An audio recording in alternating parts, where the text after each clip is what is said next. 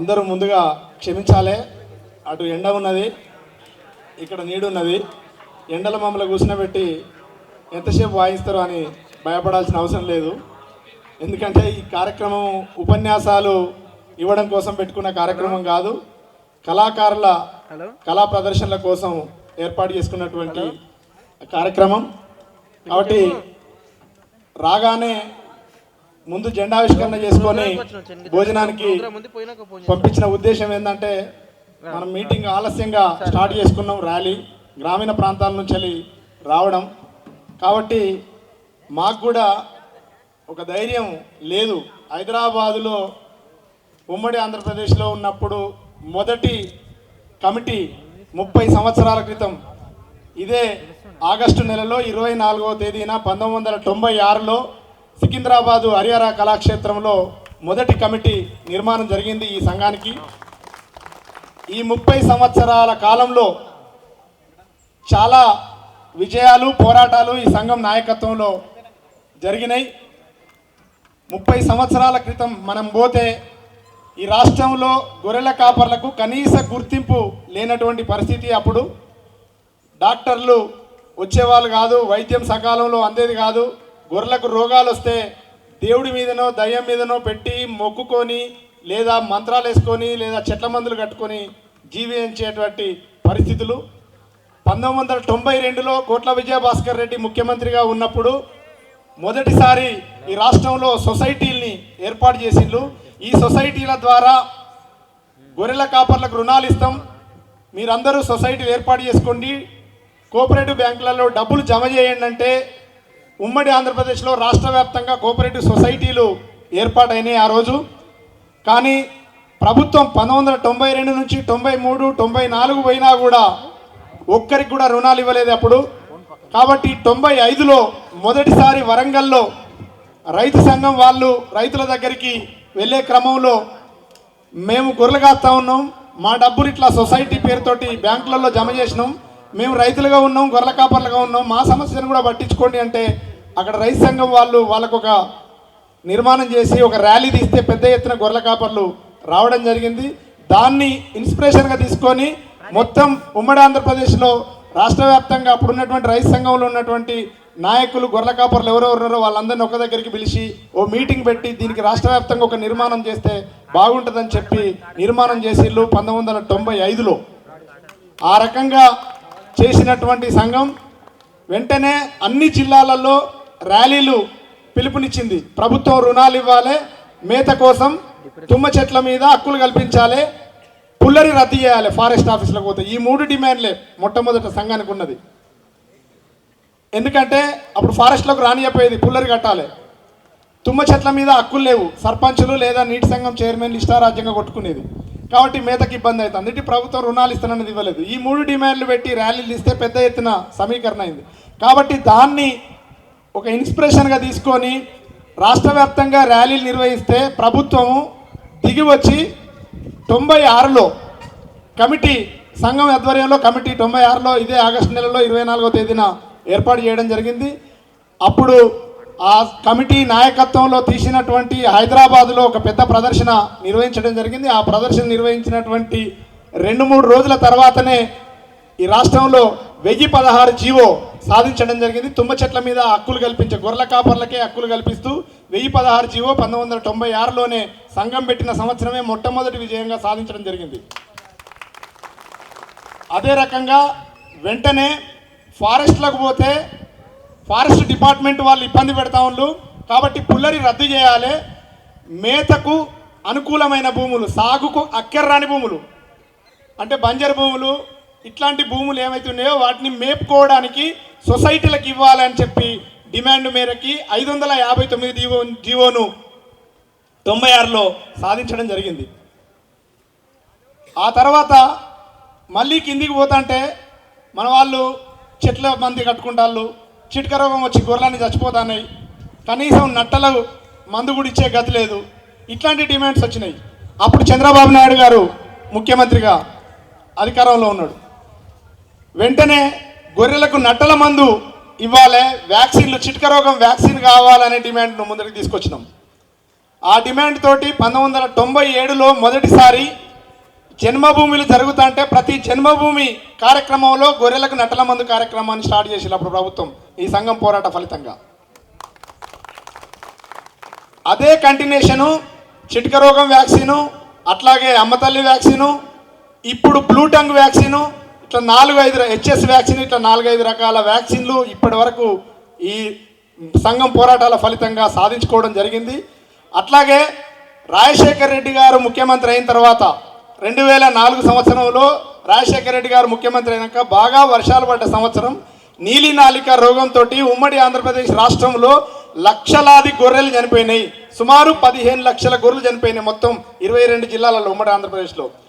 సచ్చిన గొర్రెలన్నింటినీ తీసుకుపోయి కలెక్టర్ ఆఫీసుల ముందు కుప్పలు కుప్పలేసి ధర్నాలు చేసినటువంటి చరిత్ర గొర్రెల మేకల పెంపకందాల సంఘంది. అప్పుడు రాష్ట్ర డైరెక్టరేట్ చెలో డైరెక్టరేట్ కార్యక్రమాన్ని పిలుపునిస్తే మొత్తం రాష్ట్ర వ్యాప్తంగా 10-20 వేల మంది వచ్చి డైరెక్టర్ ఆఫీసు మొత్తం అద్దాలన్నీ పగలగొట్టి పోలీసు లాఠీ చార్జీ ఏది లెక్క చేయకుండా అసెంబ్లీ జరుగుతా అంటే డైరెక్టర్ ఆఫీసు పగలగొట్టి పెద్ద ఎత్తున ఉద్యమం చేసిండ్రు. ఇప్పుడు చనిపోయినటువంటి నోముల నరసింహయ్య గారు ఈ సంఘానికి రాష్ట్ర గౌరవాధ్యక్షుడిగా ఉన్నాడు, ఎమ్మెల్యేగా ఉన్నాడు. అసెంబ్లీలో నోముల నరసింహయ్య గారు ఎమ్మెల్యేగా మాట్లాడిండు, ఇక్కడ పోరాటం జరిగింది. రాజశేఖర రెడ్డి గారు అదే అసెంబ్లీలో ప్రకటించిండు, సచ్చిన గొర్రెలకు లెక్క లేదు నా దగ్గర, భవిష్యత్తులో చనిపోయే వాటికి గొర్రెలకు ఇన్సూరెన్స్ పెడతా, మీరు 17 రూపాయలు కట్టండి, ప్రభుత్వం 17 రూపాయలు కడుతుంది, 34 రూపాయలతోటి గొర్రెలకు ఇన్సూరెన్స్ చేస్తామని చెప్పి ఇన్సూరెన్స్ పథకాన్ని పెట్టిండు. జీవక్రాంతి పథకం ద్వారా గొర్రె పిల్లల పెంపకానికి ప్రోత్సహిస్తా, పొటేలు పిల్లల్ని ఇస్తా అని చెప్పి పథకాన్ని పెట్టిండు 2004లోనే. అదే కంటిన్యూషను 2006లో ఈ రాష్ట్రంలో గొర్రెల కాపర్లకు ఒక ఫెడరేషన్ లేదు. అదేవిధంగా గొర్రెల కాపర్లు ప్రమాదాలలో చనిపోయే వాళ్ళకి కనీసం ఎక్స్గ్రేషియా రావట్లేదు. కలిగిత కార్మికులకు తాడి చెట్టు మించబడి చనిపోతే వస్తుంది, అదేవిధంగా మత్స్యకారులకు వస్తుంది.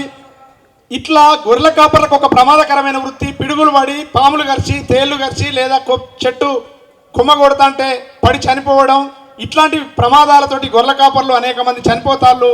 కాబట్టి ఎక్స్గ్రేషియా కావాలని చెప్పి ఈ రాష్ట్రంలో ఒక 8 మందిని వారం రోజులు ఆమరణ నిరాహార దీక్ష చేయడం జరిగింది. రాజశేఖర రెడ్డి గారు ముఖ్యమంత్రి ఉన్నప్పుడు ఆమరణ నిరాహార దీక్ష గారి అక్కడికి టెంట్ కాడికి ఇందిరా పార్క్ దగ్గరికి అప్పుడున్నటువంటి మంత్రి విశ్వరూపు, అప్పుడున్నటువంటి డైరెక్టరు టెంట్ దగ్గరికి వచ్చి మరి గొర్రెల కాపర్లు ఈ కాంచెలు ఎవరు చనిపోయినా ₹1,00,000 ఎక్స్గ్రేషియా ప్రభుత్వం ద్వారా ఇస్తామని చెప్పి జీవో 64ను సాధించడం జరిగింది. అదే రకంగా గత ప్రభుత్వం కేసీఆర్ గారు ముఖ్యమంత్రి ఉన్నప్పుడు గొర్రెల పంపిణీ పథకాన్ని పెట్టిండు. ఆయన మంచి పథకం, దేశంలో ఎక్కడ అట్లాంటి పథకాన్ని లేదు. కాబట్టి అట్లాంటి మంచి పథకాన్ని పెట్టినప్పుడు మేము గొర్రెల మేకల పెంపకందారుల సంఘంగా స్వాగతించి అనేక అవగాహన సదస్సులు పెట్టి ఆ పథకాన్ని ఉపయోగించుకోవాలని చెప్పి పిలుపునిచ్చి మేము చాలా ప్రయత్నాలు చేసినాం కింది దాకా. ఆ టైంలో ప్రభుత్వానికి అనేక సూచనలు సలహాలు చేసినాం. ఇప్పుడు ఏం జరిగిందో గొర్రెల పంపిణీలా ఇప్పుడు అవినీతి అక్రమాలు ఏవైతే జరిగినాయో అవన్నీ ముందే మేము సంఘంగా ముఖ్యమంత్రి గారి దృష్టికి, ప్రభుత్వం దృష్టికి అప్పుడు తీసుకెళ్ళినాం. 2 సంవత్సరాలలో 7.5 లక్షల మందికి గొర్రెలు పంపిణీ చేయడం అనేది సాధ్యం కాదు. ఆ గొర్రెలు ఇటు వచ్చి మళ్ళీ పోతే తప్ప సాధ్యం కాదు. ఈ గొర్రెలు అనేది 6 నెలలకు ఒక ఈత పుట్టాలి, పెరగాలి, ఆ గొర్రెను అమ్మడానికి రావాలి, ఆ అమ్మేవాడు ఉండాలి. ఇట్లాంటి చాలా ఇబ్బందులు అయితే కంప్యూటర్లలో తయారయ్యేవి కావు, పిల్లలు సాధ్యం కాదని చెప్పినాం. 2 ఏళ్ళలో సాధ్యం కాదని చెప్పినాం. అప్పుడు ముఖ్యమంత్రి గారు సరే ఆయన ఉన్న లక్ష్యం ఏమున్నా మీరు చూడండి, మేము చాలా స్పీడ్గా అమలు చేస్తాం, దీన్ని అమలు చేయకపోతే మీరు అప్పుడు అడగండి అని చెప్పిండు. అదే రకంగా ఇంకేం సూచనలు సలహాలు కావాలంటే ఇవాళ లబ్ధిదారుల ఎంపిక డ్రా సిస్టాన్ని మన సంఘం ఆధ్వర్యంలో మనం సూచించినటువంటి డ్రా సిస్టాన్ని ప్రభుత్వం పెట్టింది. గ్రామ పంచాయతీలు లబ్ధిదారులను ఎంపిక చేస్తాయంటే అది సరైనది కాదు. మీ పార్టీ కార్యకర్తలకు పోతే అందరికీ రావాలంటే గ్రామ సభలో డ్రా తీయండి, గ్రామ సభ నిర్ణయం చేయాలి తప్ప గ్రామ పంచాయతీలు సర్పంచ్లు నిర్ణయం చేయొద్దని సూచించడం. అదేవిధంగా ఏజ్ లిమిట్ 50 సంవత్సరాల లోపు వాళ్ళకే ఇస్తామని చెప్పి మొదట ప్రభుత్వం గైడ్లైన్స్ ఇచ్చింది, దాన్ని పెంచాలని మనం మాట్లాడినాం. ఇట్లా కొన్ని మన సంఘం చేసినటువంటి సూచనలు అప్పుడు ప్రభుత్వం పరిగణలోకి తీసుకొని వాటిని మళ్ళీ గైడ్లైన్స్ ఇచ్చి గొర్రెల పంపిణీ అమలు చేసింది. అదే గొర్రెల పంపిణీలో అమలు చేసినప్పుడు మంచిగా అమలు చేసినప్పుడు స్వాగతించినాం, బాగుందని చెప్పినాం. దాంట్లోనే అవినీతి అక్రమాలు ఎప్పుడైతే ప్రారంభమైనాయో, అవినీతి అక్రమాలు ప్రారంభమైనప్పుడు వాటిని ఆధారాలతోటి ఎండగట్టినాం. ప్రభుత్వం మొదట డాక్టర్లే అవినీతి చేసిండ్రు. 1000, 2000, 500 ఇట్లా కమిషన్ తీసుకున్నారు.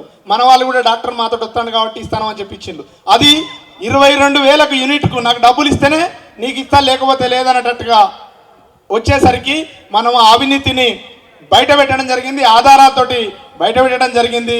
అప్పుడున్నటువంటి ప్రభుత్వం అవినీతిని పట్టించుకోలేదు, మనం చెప్పినటువంటి ఆధారాల్ని పట్టించుకోలేదు. కాబట్టి మనం అవినీతి మీద ఒక యుద్ధాన్ని ప్రకటించినాం. అదే రకంగా గొర్రెల పంపిణీ నిలిపివేసిన ప్రతిసారి, ఎందుకంటే 2018 అసెంబ్లీ ఎన్నికల వరకు గొర్రెల పంపిణీలో ప్రాబ్లం లేదు, బాగా జరిగింది. 2018 ఎన్నికలు అయిపోయిన తర్వాత ఎక్కడ ఉప ఎన్నికలు జరుగుతాయో అక్కడ మాత్రమే గొర్రెల పంపిణీ చేసిండ్రు. ఇది అన్యాయం, అందరికి ఇవ్వాలి అని చెప్పి పోరాటం చేసినాము. ఆ పోరాటంలో రాష్ట్రంలో ఉన్నటువంటి గొర్రెల కాపర్లు అందరూ కలిసి వచ్చిండ్రు. పార్టీలకు అతీతంగా టీఆర్ఎస్ పార్టీలో ఉన్నటువంటి వాళ్ళు కూడా గొర్రెల మేకల పెంపకందారుల సంఘం జెండా పట్టుకొని పోరాటానికి ముందుకు వచ్చిండ్రు. అదొక గొప్ప విజయం. ఎందుకంటే కేసీఆర్ గారు ఎవరి మాట వినడు, ఎవరు ఉద్యమాలు చేసినా పట్టించుకోడు అనే కాలంలో అవినీతి జరుగుతుంది, నగదు బదిలీ కావాలని చెప్పి రాష్ట్ర వ్యాప్తంగా ఉద్యమం చేసిన ఫలితంగా అప్పుడు ముఖ్యమంత్రి గారిని కలుద్దామంటే కలిసే పరిస్థితి లేకపోతే ఆయన ప్రగతి భవన్ని గడి ముట్టడి అనే పేరుతోటి ప్రోగ్రాంని పిలుపునిచ్చినాం. చెలో అసెంబ్లీ పేరుతోటి హైదరాబాద్కి వస్తే 6,000 మంది హైదరాబాద్లో అరెస్ట్ అయిండ్రు, 17 పోలీస్ స్టేషన్లు నిండిపోయినాయి. అట్లా పెద్ద ఎత్తున ఉద్యమాలు చేసిన ఫలితంగా మునుగోడు ఎన్నికలకు ముందు 7,000 మందికి నగదు బదిలీ చేసింది ప్రభుత్వం. అంటే నేను ఎవరి మాట వినను అన్నటువంటి కేసీఆర్ గారు ఆయనే మళ్ళా నగదు బదిలీ చేసినట్టుగా ఉద్యమాన్ని చేసినాం. ఆ రకంగా పోరాటాలు చేసినటువంటి చరిత్ర గొర్రెల మేకల పెంపకందారుల సంఘానికి ఉన్నది. అయితే ఈ పోరాటాలు ఉద్యమాలన్నీ ఏ ఒక్కరో లేకపోతే ఇప్పుడున్నటువంటి నాయకత్వం, ఇప్పుడు ఆఫీస్ బేరర్స్ను వేదిక మీదకి పిలిచినాం, రాష్ట్ర సహాయ కార్యదర్శి ఉపాధ్యక్షులను వేదిక మీదకి పిలిచినాం. కాబట్టి వీళ్ళు మాత్రమే ఉద్యమం చేసింది కాదు, వీళ్ళతో పాటు వీళ్ళకంటే ముందు తరం చాలామంది ఉద్యమం చేసిండ్రు. వాళ్ళ త్యాగాలు వీటి వెనకాల ఉన్నాయి. ఈ 30 సంవత్సరాల కాలంలో ఈ సంఘంలో పనిచేసి రాష్ట్ర కమిటీ సభ్యులుగా, జిల్లా నాయకులుగా పనిచేసినటువంటి వాళ్ళు వివిధ రకాల కారణాలతోటి 40 మంది చనిపోయిన, ఆ 40 మంది అమరవీరుల ఫోటోలు అక్కడ ఫ్లెక్సీ పెట్టడం జరిగింది. వాళ్ళందరినీ ఈ 30 సంవత్సరాల సందర్భంగా తలుచుకుంటూ వాళ్ళ కుటుంబాలన్నింటినీ కూడా కలిసి రావడం జరిగింది. మన కార్యక్రమానికి ముఖ్య అతిథిగా మన రాష్ట్ర గొర్రెల మేకల అభివృద్ధి సహకార సమాఖ్య ఫెడరేషన్ రాష్ట్ర చైర్పర్సన్ గారు సరితా తిరుపతయ్య గారు వచ్చారు. వారిని సాదరంగా వేదిక మీదకి ఆహ్వానిస్తా ఉన్నాం.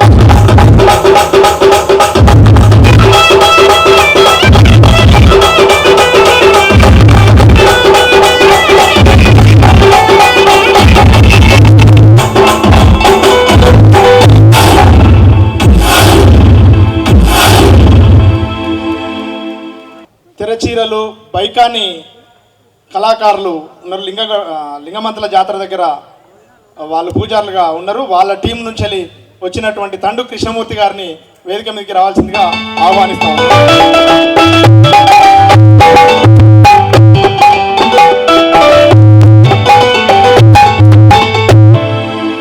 ఈ రకంగా గత ప్రభుత్వంలో మంచి చేసినప్పుడు మంచి అన్నం, అవినీతి అక్రమాలు జరిగినప్పుడు బయట పెట్టినాం, గొర్రెల పంపిణీ ఆపేసినప్పుడు ఉద్యమం చేసినాం, మంచి చేసినప్పుడు ముఖ్యమంత్రి గారు కేసీఆర్ గారు బాగుంది మీరు మంచోళ్ళు అని చెప్పి మాట్లాడిండు. ఉద్యమం చేసినప్పుడు కోపం వచ్చింది, కోపం వచ్చినప్పుడు పనికి వాళ్ళని ఏదో వాళ్ళని తిట్టిండు. ఆయన తిట్టేదాకా పోయినామంటే ఆయన దాకా సురుకు అంటించినట్టే. కాబట్టే నగదు బదిలీ చేయడం జరిగింది. కాబట్టి గత ప్రభుత్వం హయాంలో అవినీతి అక్రమాలు జరిగినాయి. కాబట్టి అవినీతి అక్రమాలు లేకుండా మేము గొర్రెల పంపిణీ చేస్తామని ఇప్పుడు అధికారంలోకి వచ్చిన కాంగ్రెస్ ప్రభుత్వం కూడా హామీని ఇవ్వడం జరిగింది, వాళ్ళ మేనిఫెస్టోలో పెట్టడం జరిగింది. మిగిలిన గొర్రెల కాపర్లందరికీ 2 లక్షల రూపాయలతోటి నగదు బదిలీ చేస్తామని చెప్పి హామీ ఇవ్వడం జరిగింది. కానీ ఇప్పటికీ 2.5 సంవత్సరాలు అవుతుంది, ఆ హామీని నెరవేర్చట్లేదు. కొత్త ప్రభుత్వం అన్నీ సర్దుకోవడానికి టైం పడుతుంది. గత ప్రభుత్వం అవినీతి అక్రమాలు చేసింది, అప్పులు చేసింది, ఆ వడ్డీలు కడతానని చెప్పి ముఖ్యమంత్రి గారు చెప్తాడు. కాబట్టి మనం ఇన్ని రోజులు ఈ ప్రభుత్వం మీద షాంపిల్గా కార్యక్రమాలు మాత్రమే చేసినాం, మెమోరాండాలు ఇవ్వడం, ఒక్కటే ధర్నా చేసినాం. కానీ పెద్ద ఎత్తున ఉద్యమాన్ని ఇంకా ప్రారంభించలేదు. ఈ మహాసభలో అట్లాంటి నిర్ణయాలు కూడా చేసుకొని భవిష్యత్తులో ఇక్కడ కూడా ఉద్యమం చేయాల్సిన అవసరం ఉంది. ఎందుకంటే ఇవాళ ఒకప్పుడు గొర్రెల పెంపకందారులు ఉన్నట్టు ఇప్పుడు లేరు. ఒకప్పుడు తాతలు ముత్తాతలు అడవికి పోయేది, 20 కిలోమీటర్లు రోజు నడిచిపోయేది లేదు. ప్రతి నెలలో 15 రోజులు మన్యం పోయేది. ఇప్పుడు ఒక మహబూబ్ నగర్ జిల్లా వాళ్ళు మాత్రమే వలసలు పోతా ఉన్నారు. రాష్ట్రంలో ఎక్కడైనా వాళ్ళే కనబడతారు, ఉమ్మడి ఆంధ్రప్రదేశ్ కూడా పోతా ఉంటారు. కానీ ఆ వలస గొర్రెల కాపర్లకి ఇప్పటికీ ఏ ప్రభుత్వం దగ్గర ఒక సరైన ప్రణాళిక లేనటువంటి పరిస్థితి ఉంది. వాళ్ళకి రక్షణ లేదు. ఇవాళ దొంగల బెడద పెరిగింది. రాష్ట్ర వ్యాప్తంగా గొర్రెల దొంగతనాలు బాగా జరుగుతూ ఉన్నాయి. అది వలస గొర్రెల కాపర్ల మీద. అదే రకంగా హైదరాబాద్ చుట్టూ ఉన్నటువంటి సెమీ అర్బన్ ఏరియాలలో గొర్రెల దొంగతనాలు జరుగుతూ ఉన్నాయి. వీటిని అరికట్టడంలో కూడా పోలీసు డిపార్ట్మెంటు విఫలమవుతుంది. దానికి తోడు ప్రతిరోజు రాష్ట్రంలో ఏదో ఒక చోట కుక్కలు కొరికి లేదా యాక్సిడెంట్ అయ్యి వందలాది గొర్రెలు ప్రతిరోజు చనిపోతున్నాయి. పేపర్లో టీవీలలో న్యూస్ చూస్తే కనబడుతుంది. వాటికి ఎట్లాంటి నష్టపరిహారం రావట్లేదు. భవిష్యత్తులో ఈ ప్రభుత్వం గొర్రెలకి ఇన్సూరెన్స్ చేయాలని చెప్పి కూడా రేపు భవిష్యత్తులో ఈ మహాసభలలో చర్చించబోతా ఉన్నాం. అదే రకంగా గొర్రెల కాపర్లు చనిపోతే ₹1,00,000 ఎక్స్గ్రేషియాను ఇవాళ కలిగిత కార్మికులకి 5 లక్షల రూపాయల ఎక్స్గ్రేషియా ఇస్తా ఉన్నారు. మత్స్య కార్మికులకి 5 లక్షల ఎక్స్గ్రేషియా ఇస్తా ఉన్నారు. కానీ గొర్రెల కాపర్లకు మాత్రం ₹1,00,000 మాత్రమే ఎక్స్గ్రేషియా ఇస్తాను. ఇది చాలా దుర్మార్గం. కాబట్టి గొర్రెల కాపర్లకు కూడా భవిష్యత్తులో ఎక్స్గ్రేషియాను పెంచే డిమాండ్ కూడా ఈ మహాసభలలో చర్చించి తీర్మానం చేయబోతా ఉన్నాం. అదే రకంగా గొర్రెల కాపర్లు 50-60 సంవత్సరాలు మైళ్ళ కొద్దీ నడిచి మోకాళ్ళు తొందరగా దెబ్బతింటా ఉన్నాయి. వీళ్ళకు 50 సంవత్సరాలు దాటిన వాళ్ళకి పెన్షన్ ఇవ్వాల్సినటువంటి అవసరం ఉంది. ఇతర వృత్తిదారులకు ఇవాళ చేనేత కార్మికులకు కలిగిత కార్మికులకు పెన్షన్ ఇస్తా ఉన్నారు. ఆ రకంగా గొర్రెల కాపర్లకు కూడా పెన్షన్ ఇవ్వాలనే డిమాండ్ భవిష్యత్తులో చేయాలనుకుంటా ఉన్నాం. అదే రకంగా మార్కెట్ వ్యవస్థ ఇవాళ గొర్రె అమ్మితే కొంటే దానికి ఎంత అనేది ఒక సరైన పద్ధతి ప్రభుత్వం దగ్గర లేదు. అందాజ చొప్పున అమ్మకాలు కొనుగోలు జరుగుతూ ఉన్నాయి. అంగట్లో అమ్మకాలు కొనుగోలు జరుగుతూ ఉన్నాయి. ఆ అంగట్లో సౌకర్యాలు ఉంటలేవు. ఇక్కడ చెంగిచెల్ల మార్కెట్లో కూడా సౌకర్యాలు లేనటువంటి పరిస్థితి ఉంది. భవిష్యత్తులో మొత్తం మార్కెట్ వ్యవస్థని ప్రభుత్వం కంట్రోల్లోకి తీసుకొచ్చి అంగళ్ళన్నీ కూడా స్థానిక సొసైటీలకి, గ్రామ స్థాయిలో సొసైటీలు ఉన్నాయి. ఆ సొసైటీ అధ్యక్షులు ఉత్సవ విగ్రహాల లెక్క ఉన్నటువంటి పరిస్థితి ఉంది. కాబట్టి వాటి పరిధిలోకి ఆ అంగళ్ళని సొసైటీలోకి తీసుకొస్తే సొసైటీ బలపడుతుంది. అదేవిధంగా గొర్రెల కాపర్లకు అన్యాయం జరగకుంటుంటుంది. అది తూకం చొప్పున అమ్మకాలు కొనుగోలు జరిగే పద్ధతిని తీసుకురావాలా, శాస్త్రీయంగా కొనుగోలు అమ్మకాలు జరగాలనే చర్చ కూడా రేపు మహాసభలలో చేయబోతా ఉన్నాం. అదే రకంగా మొత్తం భారతదేశంలోనే అత్యధిక గొర్రెలు మేకల సంపద కలిగినటువంటి రాష్ట్రం తెలంగాణలో హైయెస్ట్ గొర్రెలు మేకల సంపద. అదే రకంగా మొత్తం దేశంలో ఎక్కువ మాంసాన్ని తినే వాళ్ళు కూడా తెలంగాణలో ఉన్నారు. ఎక్కువ తినేవాళ్ళు కూడా ఇక్కడే ఉన్నారు. ముక్కలైంది బుక్క దిగి 98%, 100కి 98% మాంసాహారులు తెలంగాణలో ఉన్నారనేది ప్రభుత్వం లెక్కలే చెప్తా ఉంది. కానీ ఇక్కడికి సరిపోయేంత సంపద ఇక్కడ లేదు, ఉత్పత్తి ఇక్కడ జరగట్లేదు. ఇవాళ చెంగిచెర్ల మార్కెట్కి పోతే ఇప్పుడు మనం ఆ ఎగ్జిబిషన్లో ఒక 5-6 గొర్రెలు పెట్టినాం. ఆ గొర్రెలు ఇక్కడికి కాదు, మహారాష్ట్ర బ్రీడు, రాజస్థాన్ బ్రీడు అవి తీసుకొచ్చి పెట్టినాం. ఎందుకంటే మనం తెల్లారులేస్తే ఇక్కడ ఎర్ర గొర్రెలు చూస్తాను. ఆ గొర్రెలు ఈ గొర్రెలు మన దగ్గర లేవు. కానీ రకరకాల కొత్త బ్రీడ్లు బయట ఇంతకంటే బెటర్ బ్రీడ్స్ ఉన్నాయి. ఒకప్పుడు ఇక్కడ నల్ల గొర్రెలు ఉండేది, గొంగడి ఉన్నినేత గొంగడి ఏదైతే ఉన్నదో ఆ గొంగడిని వేయడానికి ఉన్ని కత్తిరించే గొంగళ్ళు ఉండేది. ఇప్పుడు ఆ గొర్రె తగ్గిపోయింది. దక్కని జాతి గొర్రె, అది తెలంగాణ గొర్రె. హైదరాబాద్ అంటే బిర్యానీ, హైదరాబాద్ బిర్యానీకి పేరు వచ్చిందే దక్కని జాతి గొర్రె మాంసంతో. ఇది నేను కాదు చెప్పేది. బిర్యానీ అనేది వాస్తవంగా మన ఫుడ్ కాదు, అరేబియన్ కంట్రీస్ ముస్లిమ్స్ నుంచి వచ్చింది. కానీ అదే అరేబియన్ కంట్రీస్ ముస్లిమ్స్ కంటే అరబ్ కంట్రీస్ వాళ్ళకంటే హైదరాబాద్ బిర్యానీ టేస్టు. ఎందుకంటే ఈ మాంసంతో టేస్టు. ఇది ఒకసారి నెహ్రూ గారు హైదరాబాద్కు వచ్చినప్పుడు బిర్యానీ పెడితే తిని రేపు బాగా రుచిగా ఉన్నది అని చెప్పి మళ్ళీ ఢిల్లీకి పోయిన తర్వాత నాకు బిర్యానీ కావాలి, అక్కడ వండిన చెఫ్ని తీసుకొచ్చి వండియండి అని వండించిండట. ఆ చెఫ్ ఢిల్లీకి పోయి వండితే వండిండు, తిన్నది. అరే ఈ టేస్ట్ రాలేదురా భయ్, అసలు నువ్వేమైనా తేడా చేసినావా? అదే మసాలాలు వేసిండు, అదే బియ్యాన్ని పెట్టిండు, అట్లనే వండిండు, ఆయనే వండిండు, కానీ రుచి మాత్రం రాలేదు. ఇది ఎక్కడ అర్థం కాలే. జుట్లు అందరు విక్కున్నారు. ప్రధానమంత్రి ఎంక్వైరీ చేయండి అంటే అసలు సంగతి ఏంటంటే గొర్రెలు ఉన్నది. మనం బ్రాయిలర్ కోడికి నాటు కోడికి ఎంత తేడా ఉంటుందో డక్కన్ జాతి గొర్రె మాంసానికి ఇప్పుడు మనం తినే మాంసానికి అంత తేడా ఉంటుంది.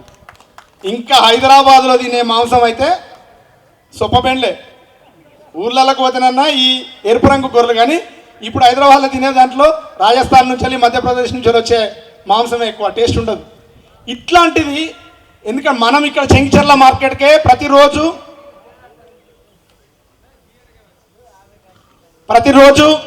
ఇక్కడ చెంగిచెర్ల మార్కెట్కి లారీల కొద్దీ గొర్రెలు పక్క రాష్ట్రం నుంచి వస్తున్నాయి, జియాగూడ మార్కెట్కి వస్తూ ఉన్నాయి. మరి మన తెలంగాణలో ఇంతమంది గొర్రెల కాపర్లు ఇంతమంది ఉండి ఇక్కడ ఉత్పత్తి పెంచుకోలేకపోతా ఉన్నాం.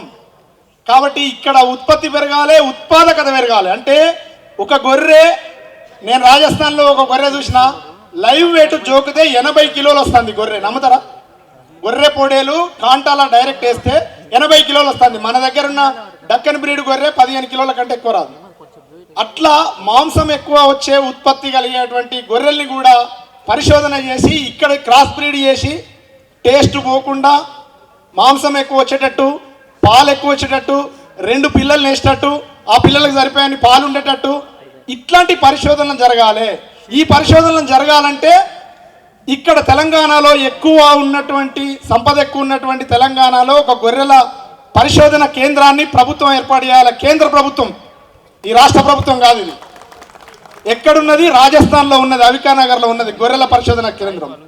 ఇక్కడనేమో సంఖ్య ఎక్కువ ఉంటుంది, అక్కడ పరిశోధన ఉంటుంది. ఆ పరిశోధన వాడు ఇక్కడికి ఓర్రాడు, మనల్ని ఇక్కడి అక్కడికి పోయేది లేదు.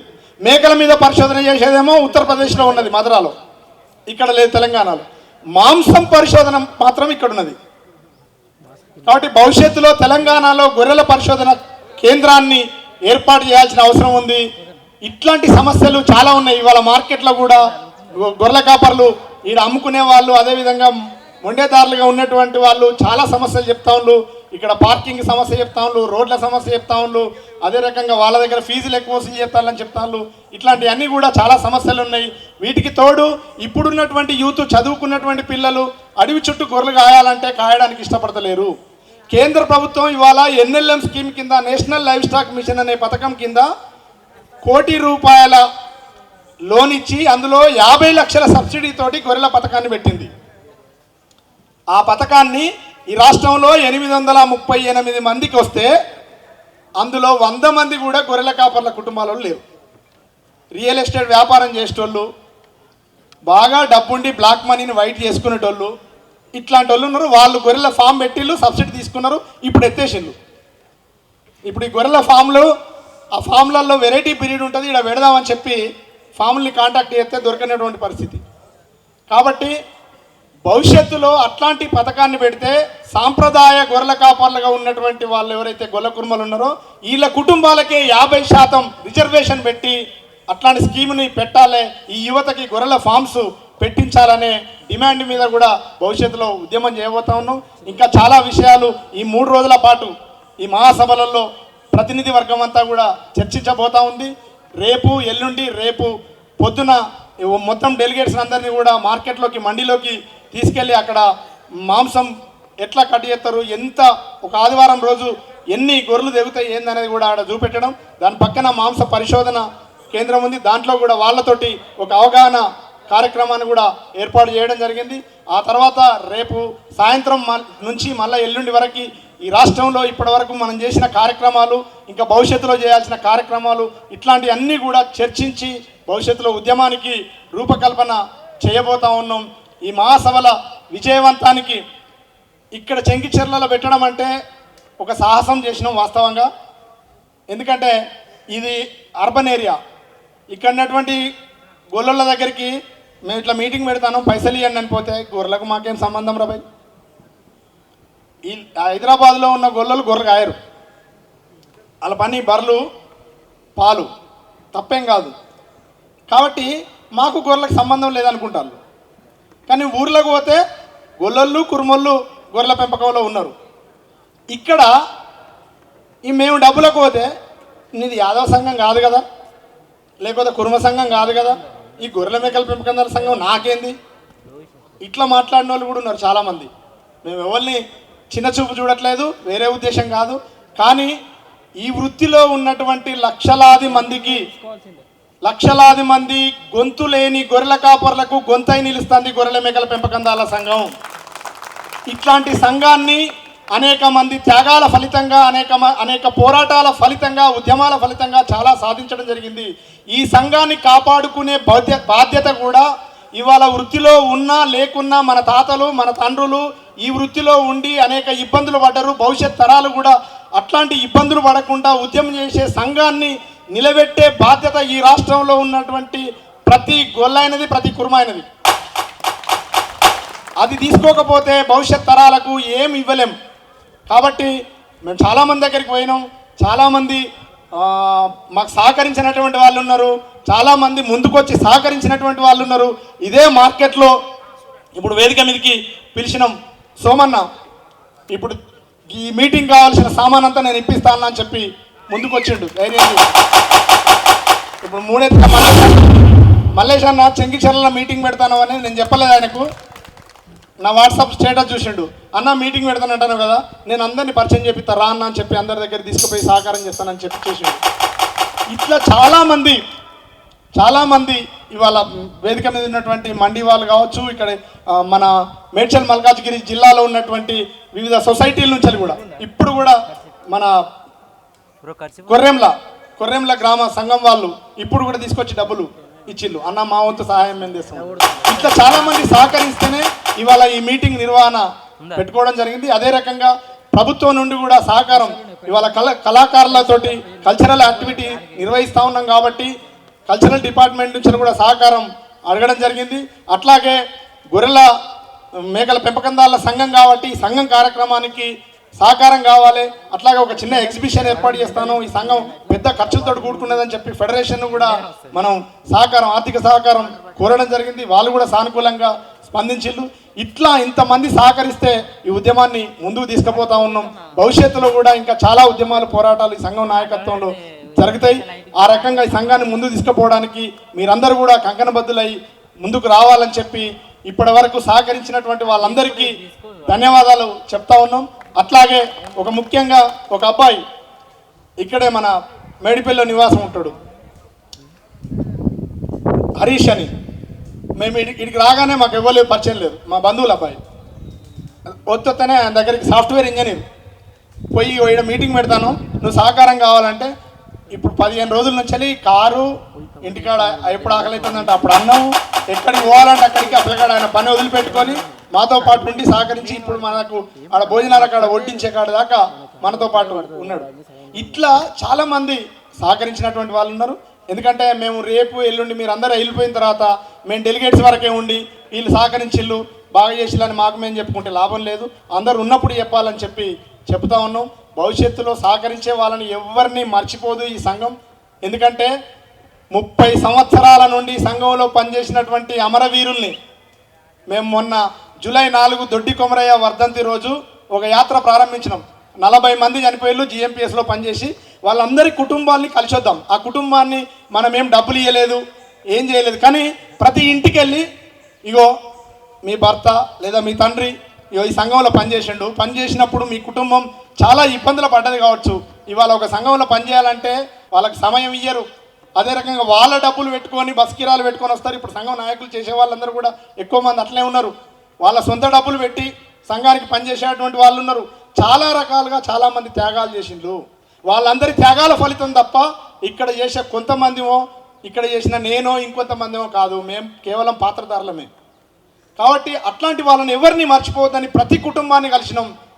మాకు అనేక అనుభవాలు ఎదురైనాయి. దాంట్లో 25 ఏళ్ల క్రితం చనిపోయిన మా తండ్రిని మేమే మర్చిపోయినాం. మా పిల్లలకే మా తండ్రి గురించి నేను చెప్పలేదు. 25 ఏళ్ల తర్వాత మీరు వచ్చిండ్రు మా తండ్రిని గుర్తు చేసిందని చెప్పి మొత్తం కుటుంబాలు మొత్తం బోరున మీద పడి ఏడ్చినటువంటి ఘటనలు మాకు ఎదురైనాయి. కాబట్టి అది మరింత స్ఫూర్తిని ముందుకు తీసుకుపోయేటువంటి ఒక కార్యక్రమంగా వాళ్ళందరి ఫోటోలు ఆడ ఫ్లెక్సీలో పెట్టడం జరిగింది. ఆ కుటుంబాలన్నింటినీ కూడా ఎల్లుండి పిలవడం జరిగింది. వాళ్ళకు ఒక మెమోంటో కూడా సత్కరిస్తూ ఇస్తూ ఉన్నాం. అట్లాగే 30 సంవత్సరాల సంబరాలు కాబట్టి ఈ సంఘంలో పనిచేసినటువంటి మాజీ నాయకులందరినీ కూడా ఈ మీటింగ్కి ఈ మహాసభలకి ఆహ్వానించడం జరిగింది. అట్లాగే సంఘానికి సహకరించే ఆర్థికంగా సహకరించి నిలబెట్టే వాళ్ళందరినీ కూడా ఇట్లా ఈ సంఘానికి సహకారం చేసే ప్రతి ఒక్క వ్యక్తిని ఎన్నటికీ మర్చిపోదు ఈ సంఘం. అట్లాగే ఈ కళాకారులతో పాటు ఇవాళ ఇంకొక కళాకారుల టీంను కూడా పిలిచినాం. వాళ్ళు రాలేదు. ప్రజానాట్య మండలి కళాకారులు 2007లో సూర్యాపేటలో జిల్లా మహాసభ జరిగితే, రాష్ట్ర మహాసభ జరిగితే ఆ మహాసభ అప్పుడు గొర్రెల కాపర్ల కష్టాల మీద మీరు పాటలు రాయాలి, పాడాలని చెప్పి ఒక మీటింగ్ పెట్టి ప్రయత్నం చేస్తే అద్భుతమైన పాటలు గొర్రెల కాపర్ల మీద. సాటు చిన్న బాలన్న యాదవ్ మార్కెట్ మండి వేదిక మీదకి రావాల్సిందిగా ఆహ్వానిస్తా ఉన్నాం. మంచి సహకారాన్ని అన్న అందించడం జరిగింది మీటింగు నిర్వహణ కోసం. అట్లా ఈ రాష్ట్రంలో ఉన్నటువంటి మాజీ నాయకులందరినీ కూడా ఈ మహాసభకి సాదరంగా ఆహ్వానించడం జరిగింది. ఎవరిని కూడా ఈ సంఘం మర్చిపోదు. భవిష్యత్తులో కూడా మరిన్ని ఉద్యమాలు ముందుకు తీసుకుపోతుంది. ఆ రకంగా అందరూ కూడా సహకారాన్ని అందించి ఈ ఉద్యమానికి చేదోడు వాదోడుగా ఉండాలని చెప్పి ఉంటారని చెప్పి ఆశిస్తూ నాకు ఈ అవకాశం ఇచ్చినందుకు ధన్యవాదాలు తెలుపుతూ సెలవు.